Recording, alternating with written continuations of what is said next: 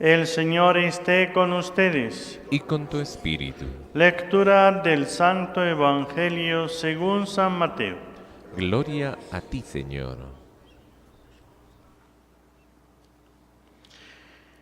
En aquel tiempo habló Jesús diciendo: Ay de vosotros, escribas y fariseos hipócritas, que cerráis a los hombres el reino de los cielos.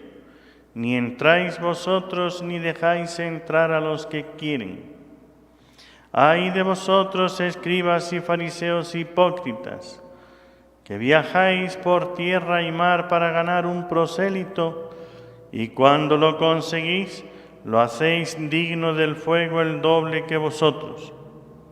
Ay de vosotros, guías ciegos, que decís: jurar por el templo no obliga, jurar por el oro del templo sí obliga. Necios y ciegos, ¿qué es más, el oro o el templo que consagra el oro? O también, jurar por el altar no obliga, jurar por la ofrenda que está en el altar sí obliga. Ciegos, ¿qué es más, la ofrenda o el altar que consagra la ofrenda?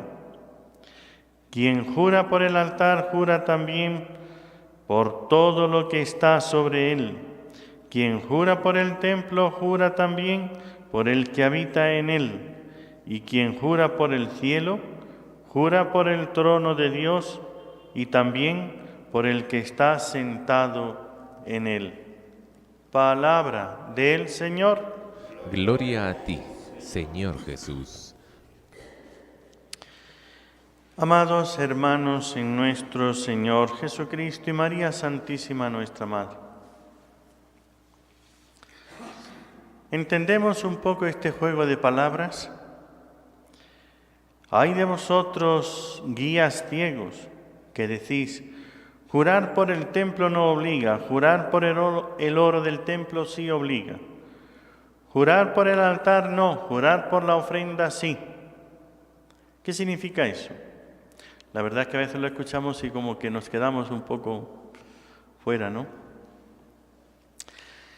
Los fariseos, como dice Jesús, por eso es el apelativo tan duro que les pone, hipócritas, querían, para engañar a la gente, ellos empezaban a hacer sus cábalas, sus juegos morales, y entonces decían: si uno jura por el templo no obliga. Para ellos lo que le daba al templo la belleza era el oro, entonces por el oro sí. ¿Y eso para qué sirve?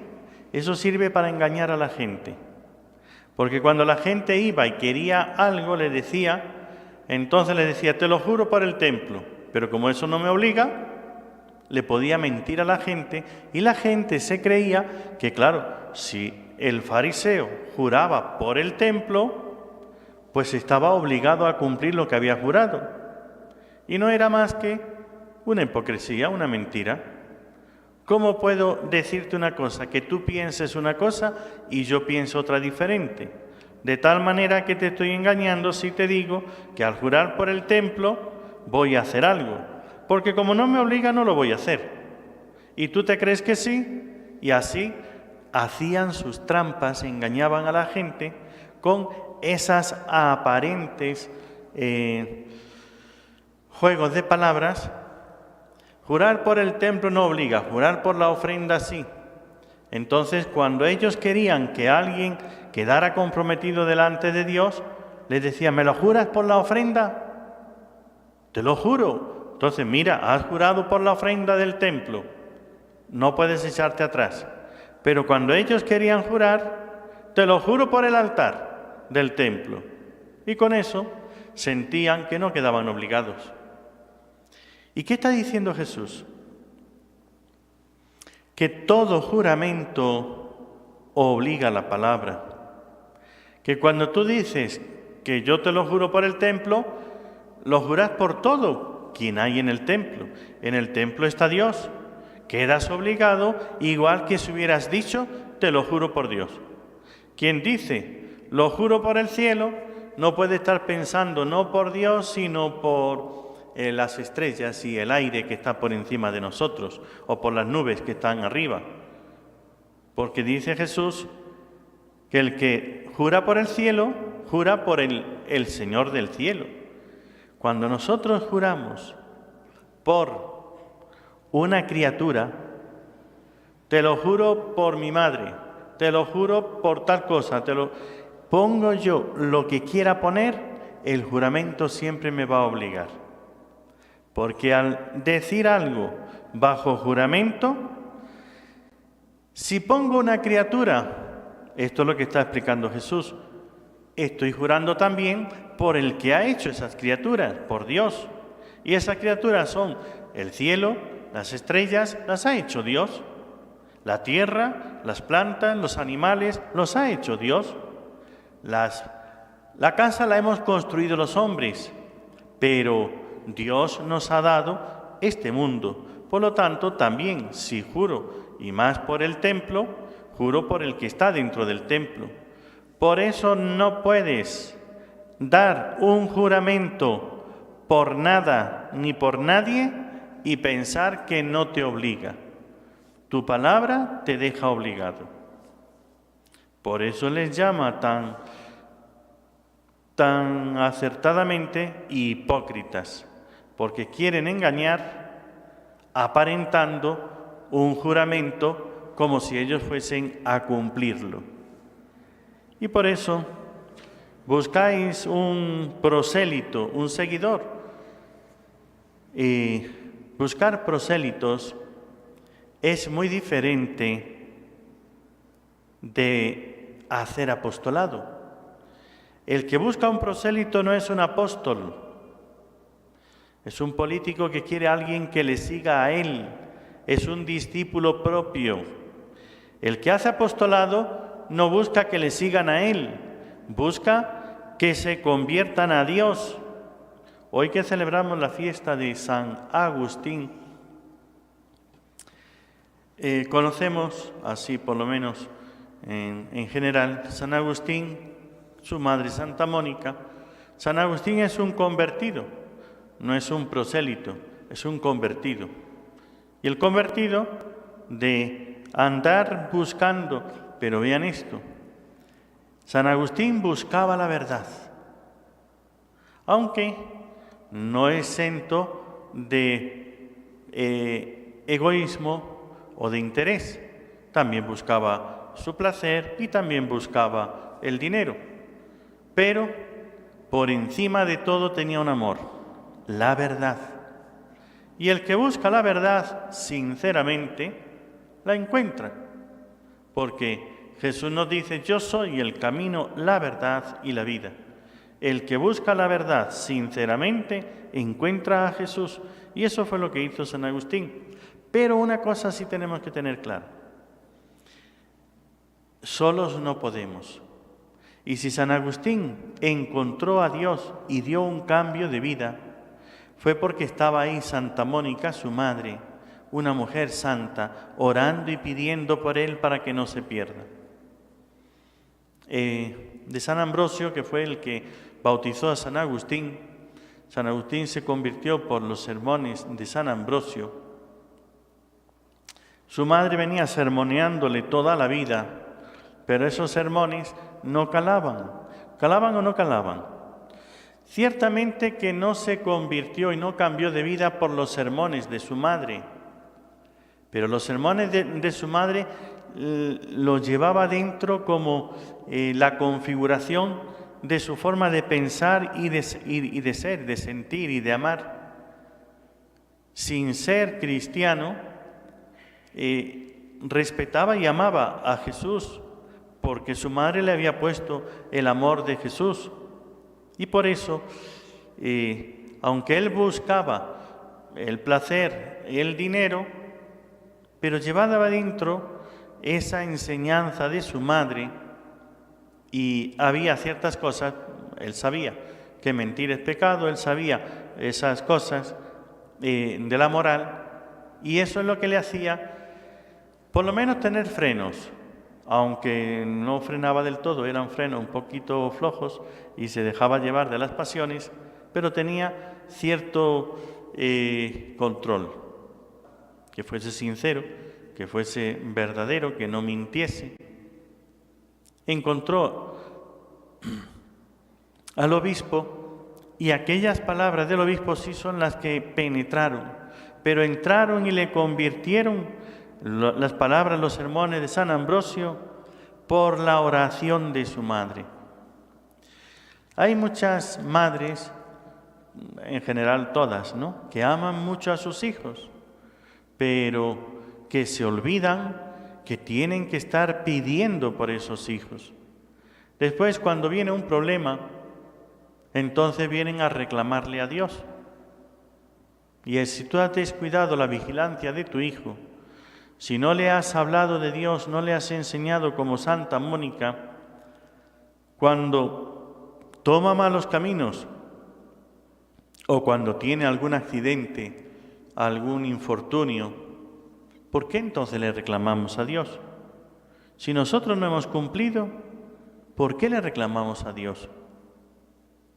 En esto aprendamos de Santa Mónica, la mamá de San Agustín, cuya fiesta fue ayer, pero como cayó en domingo no se nombró el día de la fiesta a Santa Mónica.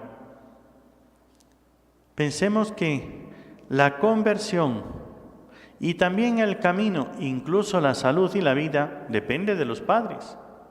Pero hay que estar pidiendo cada día, hay que estar doblando las rodillas, acudiendo a la Virgen y pidiéndole que proteja a ese hijo, que le guíe por buen camino. Aparte de que uno mismo tiene que dar buen ejemplo, no ser como estos hipócritas. ¿Por qué le llamaba también hipócritas Jesús a los fariseos? Porque ellos tenían esa doble moral. Una cosa es lo que tú tienes que hacer y otra cosa es lo que yo tengo que hacer. Por eso a ti te obliga cualquier cosa que hagas, que digas, que cualquier promesa, si juras por algo, tú quedas obligado. Pero sin embargo yo sé buscarle la trampa para no obligarme en nada. Si los padres no dan ejemplo a sus hijos, entonces ¿por qué reclaman después a Dios? Santa Mónica no reclamaba a Dios, pedía a Dios la gracia de la conversión, y a quien le reclamaba era a Agustín. ¿Por qué obraba mal? ¿Por qué hacía las cosas mal? Y siempre estaba ahí detrás reclamándole y diciéndole que él tenía que buscar a Dios y que solamente en Dios iba a encontrar su paz y su felicidad. Pero a Dios le pedía que protegiese, que convirtiese, que orientase a su hijo. Y esas palabras de San Ambrosio,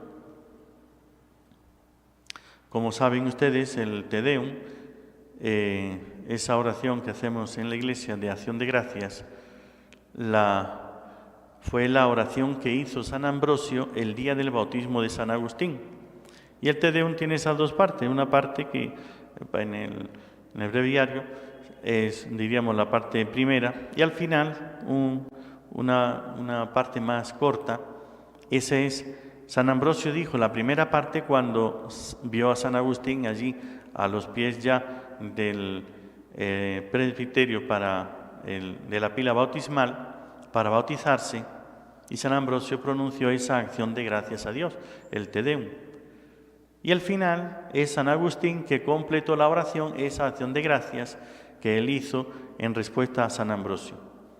Pues un día que fue la madre de San Agustín, Santa Mónica, a hablar con San Ambrosio, y le pedía a San Ambrosio, pero ahí insistiéndole, llorando en su, diríamos, ¿no?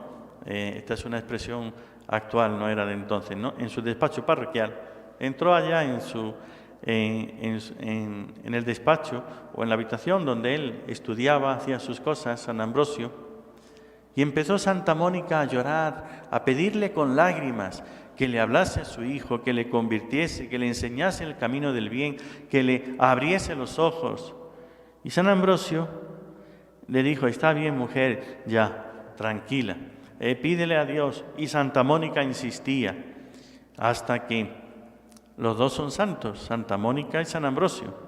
Y Santa Mónica acabó con la paciencia de San Ambrosio.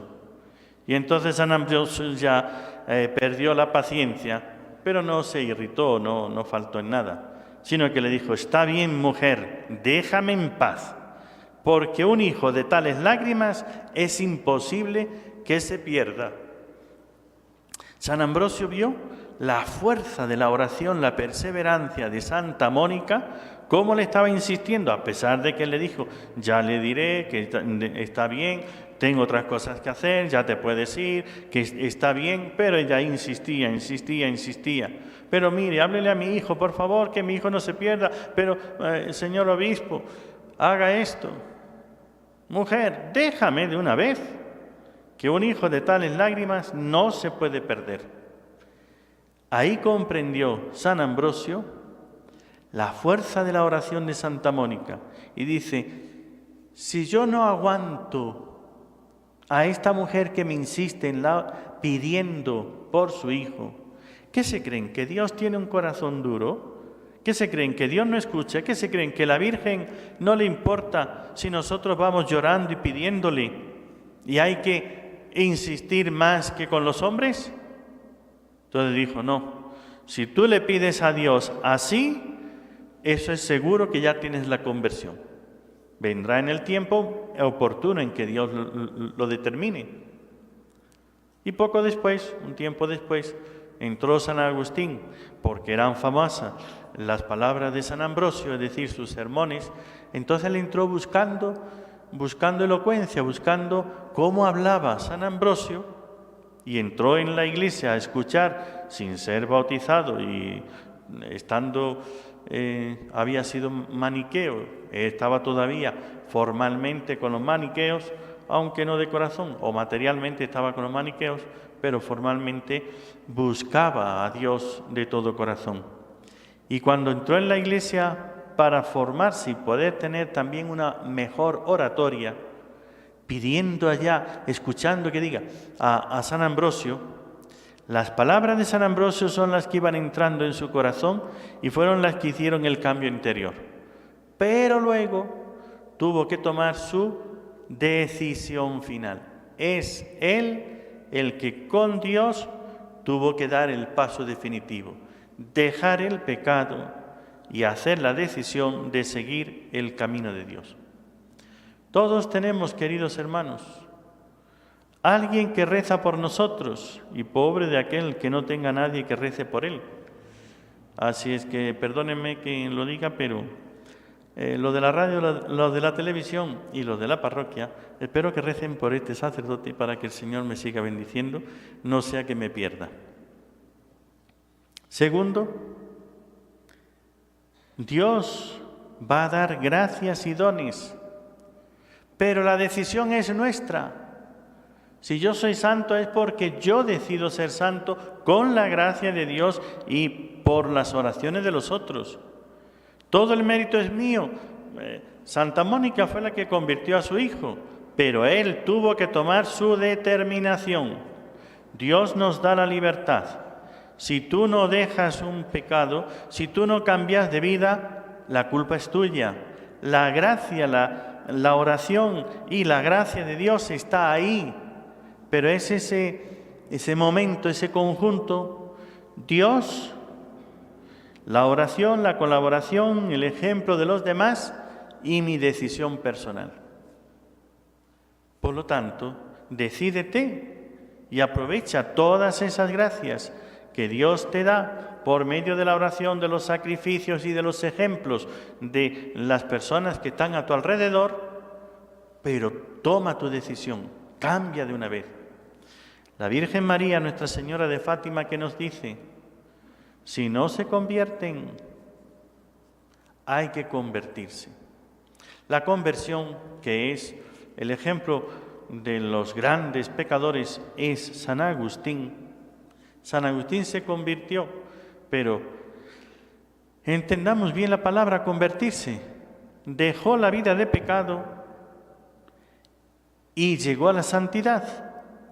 Cuando decidió convertirse, no fue fácil ni fue en un momento, fue todo un proceso de muchas lágrimas y oración, hasta que por fin un día tomó la decisión. Pero una vez que San Agustín tomó la decisión de convertirse, de volverse a Dios, de dar el cambio de su vida, ya no dio un paso atrás, siguió adelante y por eso es uno de los más grandes santos en la Iglesia. Que San Agustín, con el consejo y mandato de Nuestra Señora, la Virgen de Fátima, convertíos, nos dé la gracia y sea nuestro ejemplo para el cambio de vida que Dios quiere y espera de nosotros.